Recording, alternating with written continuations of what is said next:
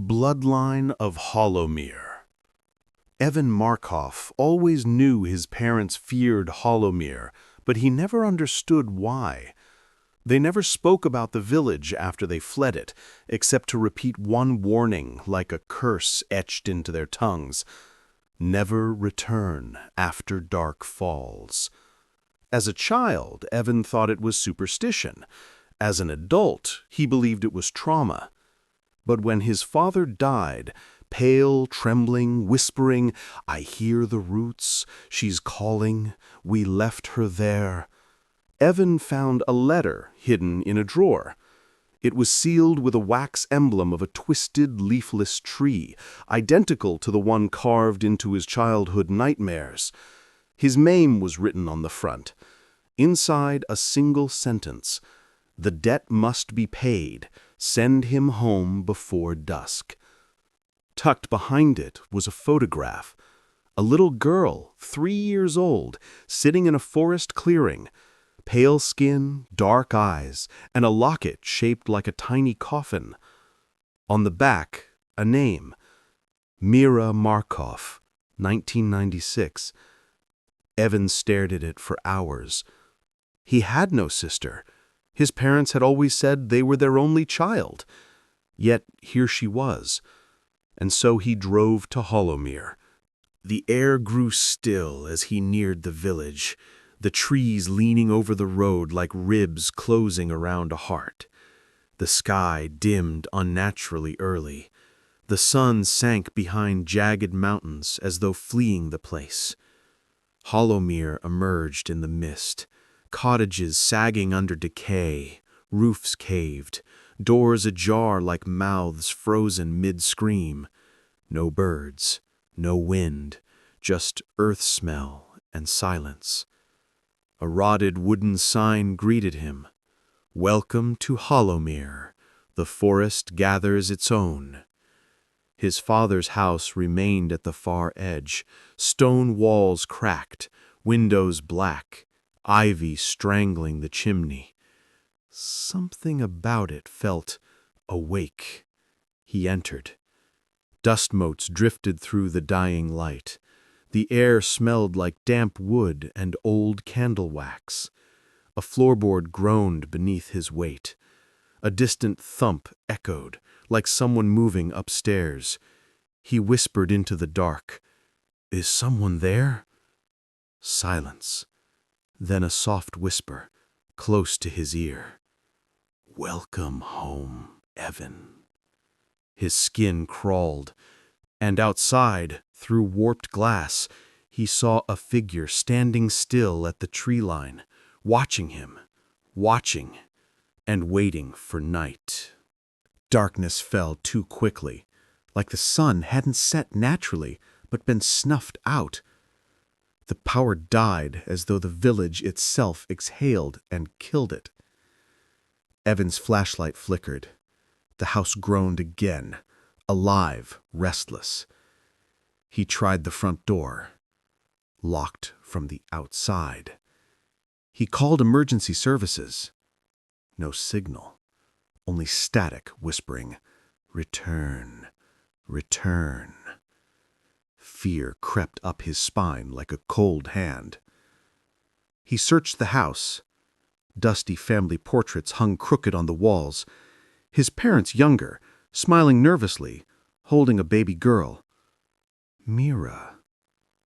One photo was newer, a picture of Evan as a child, standing between trees in Hollowmere.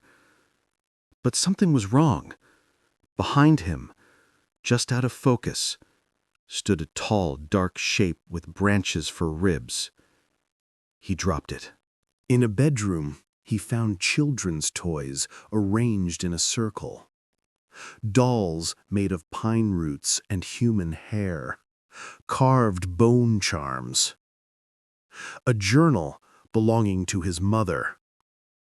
Most pages were torn out, but one remained. "The forest chooses a life for a life. The firstborn feeds the roots. We broke the pact.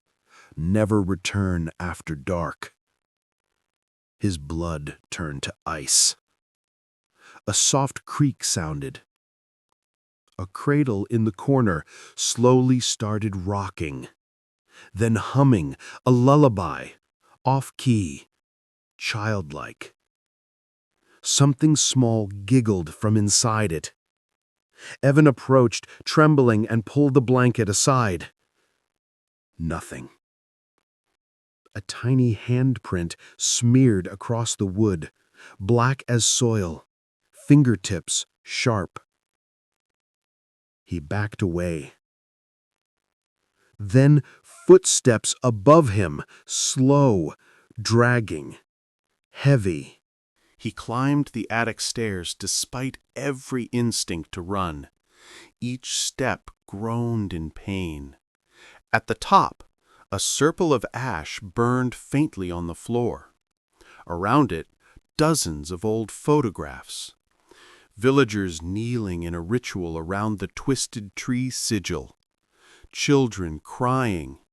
Black-eyed figures at the forest edge. Families holding infants over shallow pits in the soil. Their eyes were scratched out violently. A cracked mirror sat in the center, covered in dried sap and something thicker. Cold breath brushed Evan's neck. The mirror fogged, and letters formed. "We remember you, firstborn." He staggered back. "I'm not the firstborn," he whispered. The mirror rattled violently. Then, in the reflection, he saw her. A little girl behind him.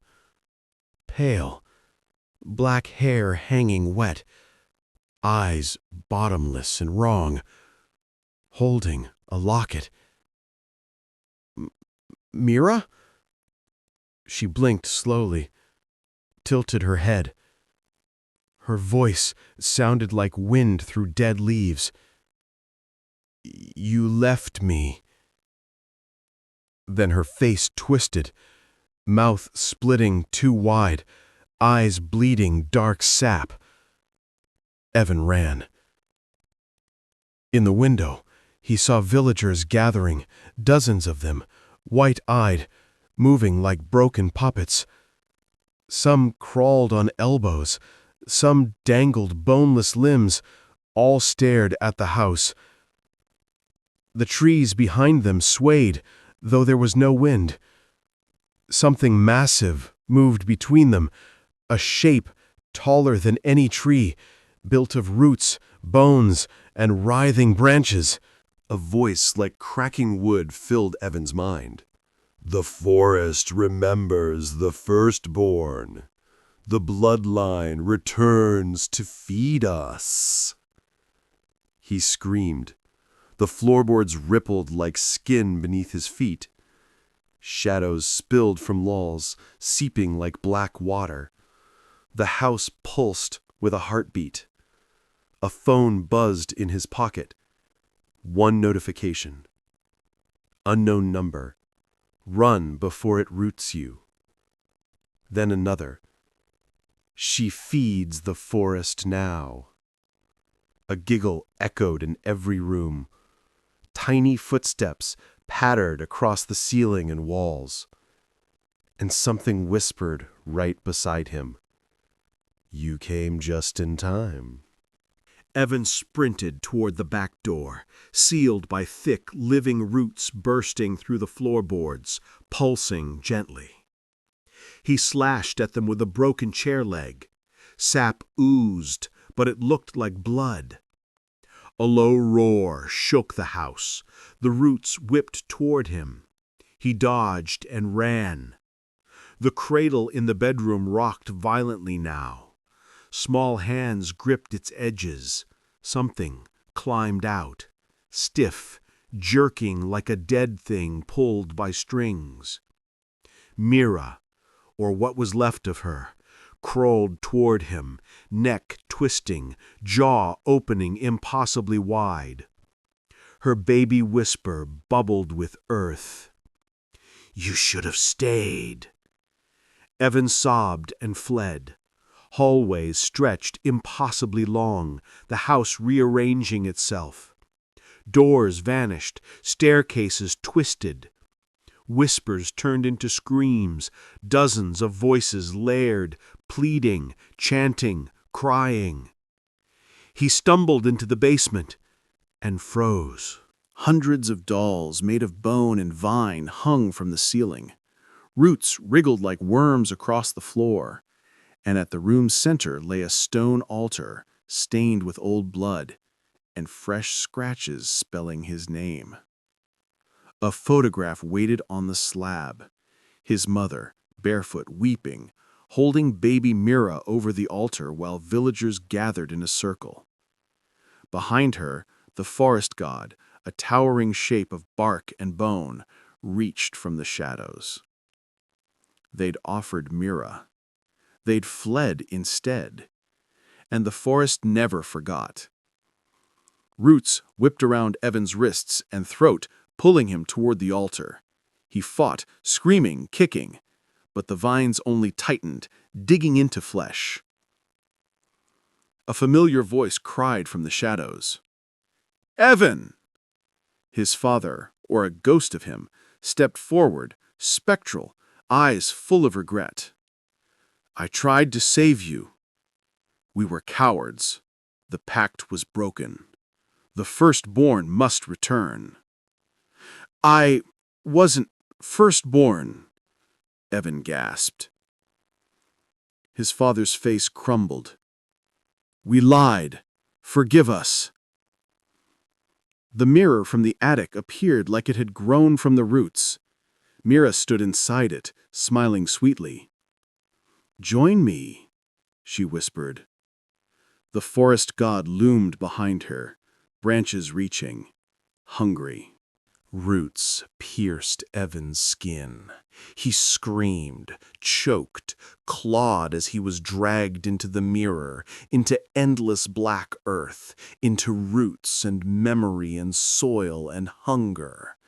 His last sensation was tiny fingers wrapping around his neck, and then silence. The forest outside exhaled. Villagers crumpled like puppets with cut strings.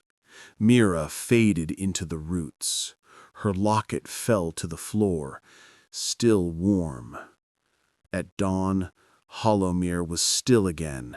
Birds dared not sing, wind dared not blow. A fresh letter lay on the doorstep. Wax seal, twisted tree.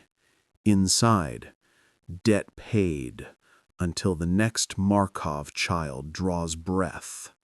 Beneath it, a final line. Never return after dark falls. The ink was still wet, as if someone had written it with trembling hands, or roots.